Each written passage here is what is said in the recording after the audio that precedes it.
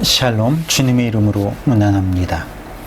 무더위와 2,000명을 넘나드는 코로나 확진 수가 우리를 점점 더 근심하게 하고 멀어지게 만드는 것 같습니다. 그러나 믿음은 바라는 것들의 실상이라고 했습니다. 지금 우리의 미래가 너무나도 암울해 보이지만 믿음의 눈으로 긍정적인 미래를 바라보는 연습이 있어야겠습니다. 그럼 기도로 묵상의 문을 열겠습니다. 우리 소망이 되시는 주님, 오늘도 어두운 세상 속에서 한 줄기 빛과 같이 우리를 비춰주시는 주님을 찬양합니다. 비록 우리 앞이 어두울지라도 우리는 주님을 바라보며 승리하기 원하오니 오늘 말씀을 통해 믿음 얻게 하여 주옵소서.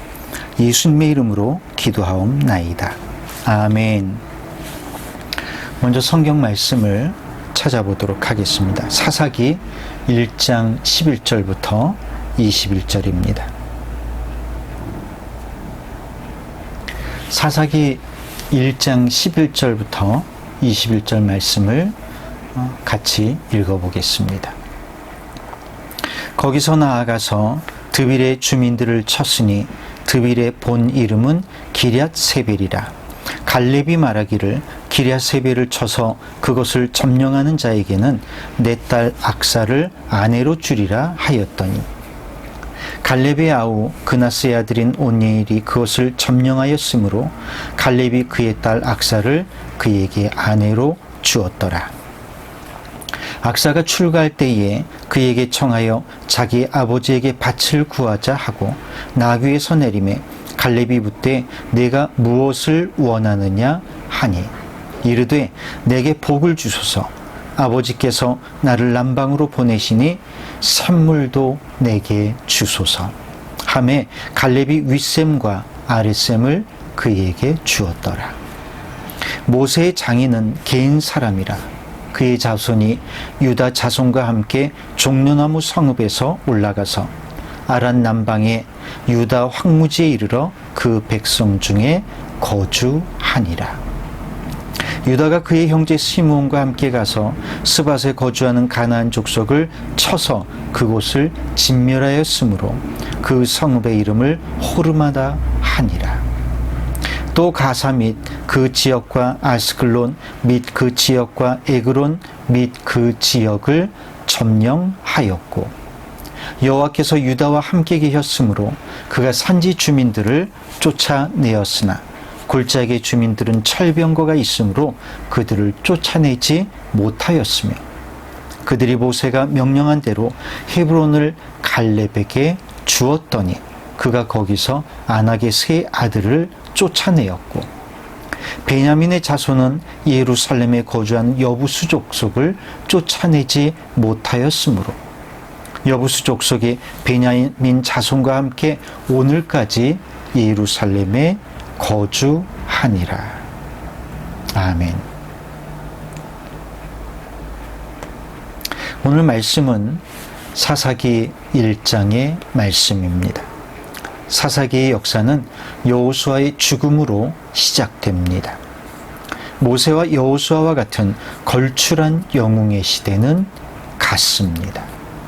그러나 영웅이 없어도 전쟁은 계속됩니다. 이스라엘은 이제 하나님께서 약속하신 가나안 땅을 차지해야 하는 전쟁의 시작을 알립니다. 그리고 하나님께 제일 먼저 여쭌 것은 누가 먼저 올라가서 가나안 족속과 싸울 것인가 하는 문제였습니다. 하나님 유다 지파에게 먼저 올라가서 싸우라고 하시고 그 땅을 그들의 손에 넘겨주었다고 말씀하고 있습니다.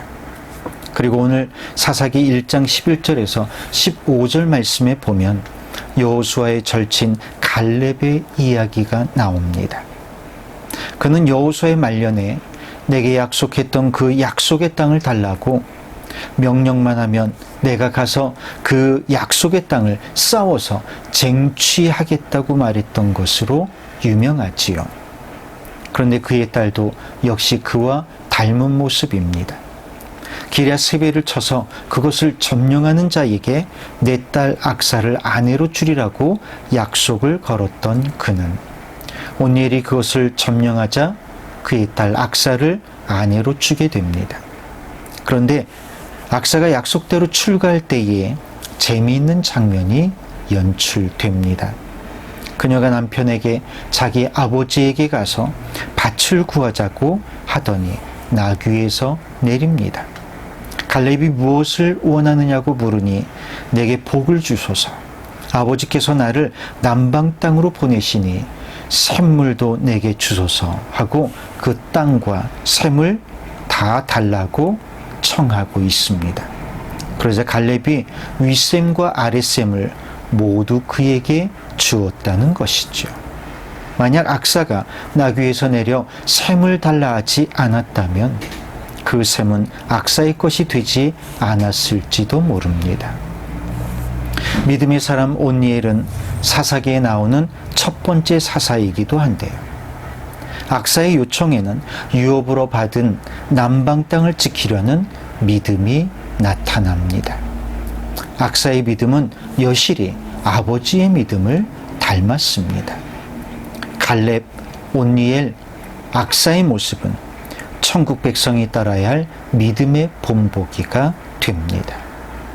우리는 하나님께서 주신 약속의 땅을 지키기 위해 얼마나 큰 믿음의 분량을 준비했는지 스스로 돌아봐야 하겠습니다. 그 후에 유다 지파는 시므온 지파와 함께 스밧에 있는 가나안 사람을 진멸하고 그곳을 호르마, 즉 진멸이라고 이름을 붙였습니다. 이후 유다 지파의 정복 전쟁은 팔레스타인 남쪽 해안 지역인 가사, 아스클론, 에그론까지 맺힙니다. 유다 지파의 승리의 배후에는 임마누엘의 하나님이 계셨습니다.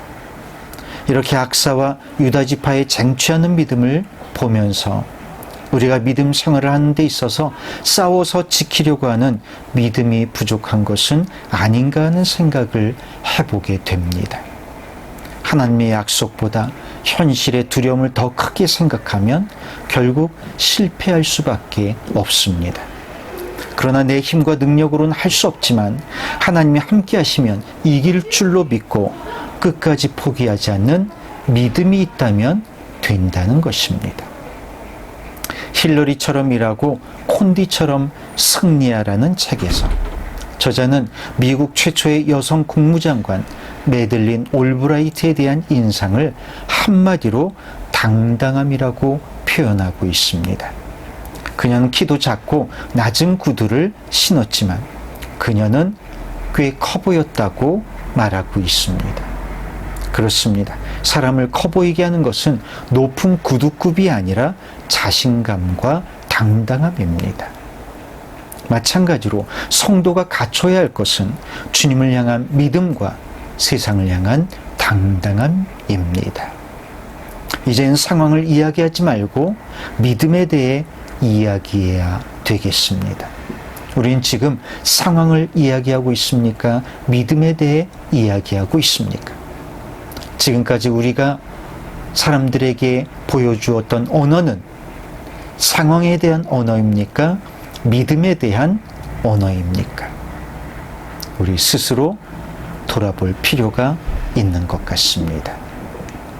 모든 문제의 해결의 열쇠는 믿음에 있음을 잊지 말고 기회가 주어질 때 갈렙, 악사와 온니엘처럼 담대하게 믿음으로 구할 수 있는 믿음의 소유자가 되어야 하겠습니다.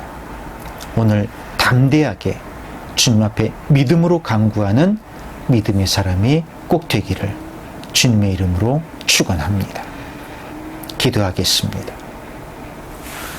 주님, 우리는 아직도 상황과 주변 사람들을 바라보면서 믿음으로 쟁취할 수 있는 것을 얻지 못하는 부족한 믿음의 소유자는 아닌지 우리 스스로 돌아보게 하옵소서. 어떠한 상황에서도 하나님은 일하시는 줄로 믿사오니 오늘 악사와 같이 아버지이신 하나님 앞에 당당하게 믿음의 지경을 구하는 믿음 얻게 하여 주옵소서. 지금 모두가 어려운 때입니다. 그러나 어려울 때일수록 믿음의 빛을 발하는 줄로 믿사오니 주님 이때에 더욱 믿음으로 단단해지도록 믿음 허락하여 주옵소서. 우리 주 예수 그리스도의 이름으로 기도하옵나이다. 아멘. 네, 세상은 정말 호락호락하지 않은 것 같습니다. 그러나 아무리 어려운 상황에서도 믿음을 가진 자는 막힌 길을 뚫고 지나가는 줄로 믿습니다. 끝까지 믿음으로 전진하는 저와 여러분이 되기를 바랍니다. 그럼 더위를 잘 이겨내시고 주일날 기쁜 마음으로 만나도록 하겠습니다. 감사합니다.